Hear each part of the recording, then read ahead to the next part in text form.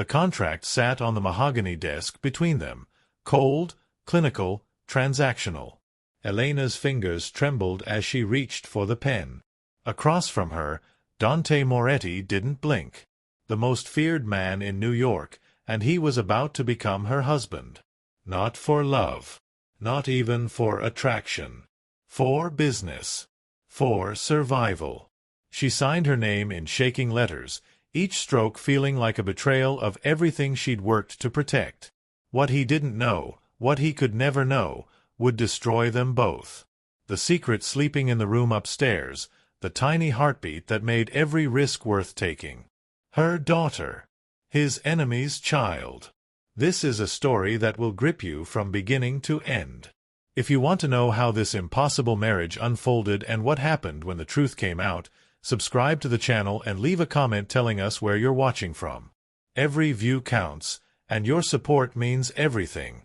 Elena Rodriguez had learned to make herself invisible. In the mansion where she cleaned toilets and scrubbed floors, invisibility was survival. The Calabrese family, one of New York's most powerful crime organizations, didn't notice the help. They didn't see her. And that's exactly how she'd kept her secret safe for 3 years. But everything changed the night Vincent Calabrese died.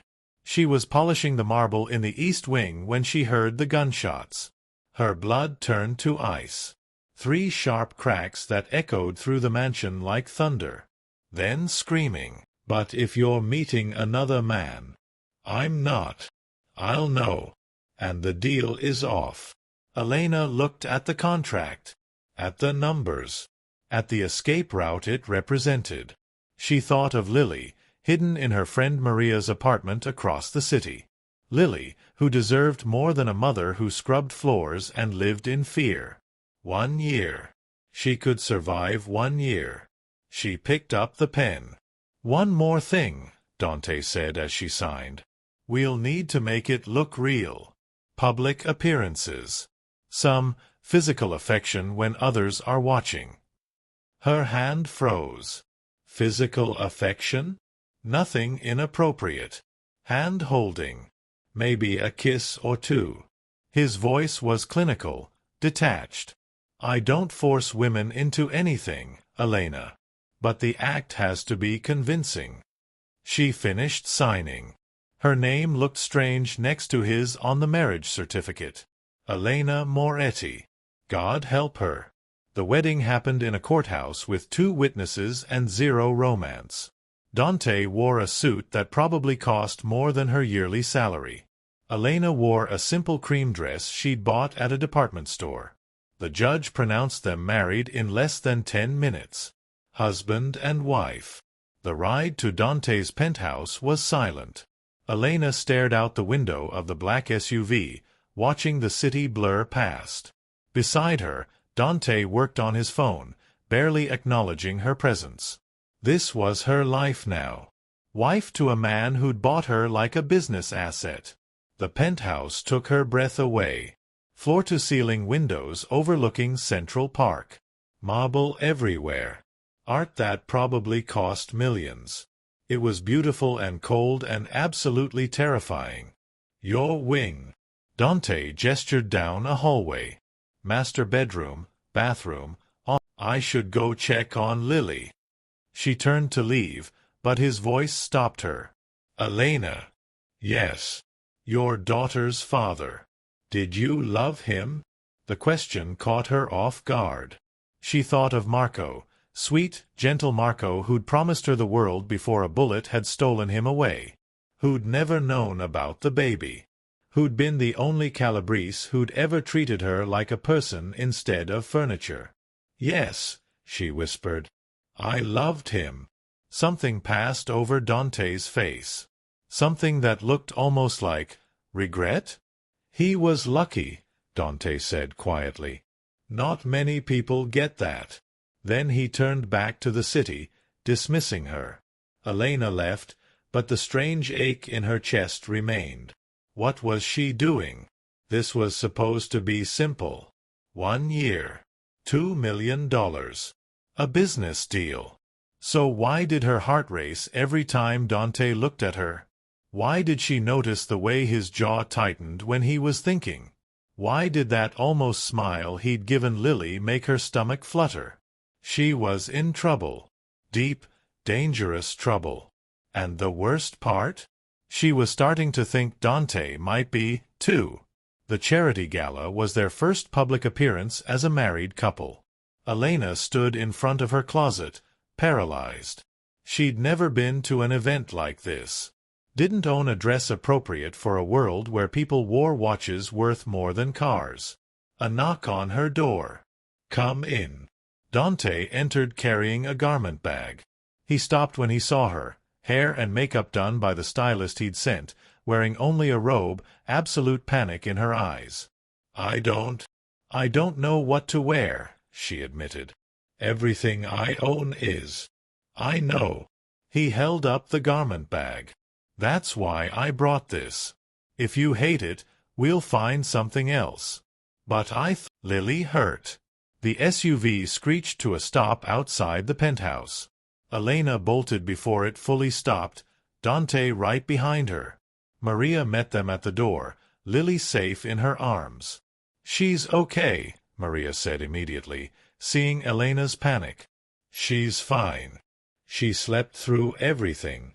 Elena took her daughter, holding her so tight Lily squirmed in her sleep. "What happened?" Dante demanded, his voice deadly calm. One of his men stepped forward. 2 men. Tried to breach through the service entrance. We stopped them before they got to the residential floors. "Who were they?" "Calabrese loyalists. Looking for—" The man glanced at Elena nervously. "Looking for the Rodriguez woman and her kid. Said they had orders to bring them in." Elena's blood turned to ice. They knew. Somehow, someone from the old family knew about Lily. Dante went very still. Very quiet. Elena had learned that was when he was most dangerous. "How did they know she was here?" "We're working on it, boss." "But there's more." The man hesitated. "They said the kid. They said she belongs to the Calabrese family. That Marco Calabrese was the father." The world stopped. Elena felt Dante's eyes on her. Felt the weight of his stare. The betrayal. The rage. "Everyone out," he said quietly. "Except Elena." Maria tried to take Lily, but Elena held on tighter. "No. She stays with me." "Maria, take the child to her room." "Now." It wasn't a request. Elena had no choice. She handed Lily over, watching Maria disappear down the hallway. Then she turned to face her husband. Dante stood absolutely still, his expression carved from stone. Marco Calabrese. It wasn't a question. Dante. Marco Calabrese. Vincent's son. The man I killed 3 years ago. His voice was lethal. "That Marco Calabrese? You didn't kill him. A rival family did. He was already dead when—" "Answer the question." Elena flinched, then straightened. If this was the end, she'd face it standing. "Yes, Marco Calabrese was Lily's father." A muscle jumped in Dante's jaw. "So for 3 years, you've been hiding the granddaughter of my greatest enemy. For 3 months, you've been living in my home, sleeping in my bed, letting me—" He cut himself off. "And you said nothing." "I was protecting my daughter." "From me."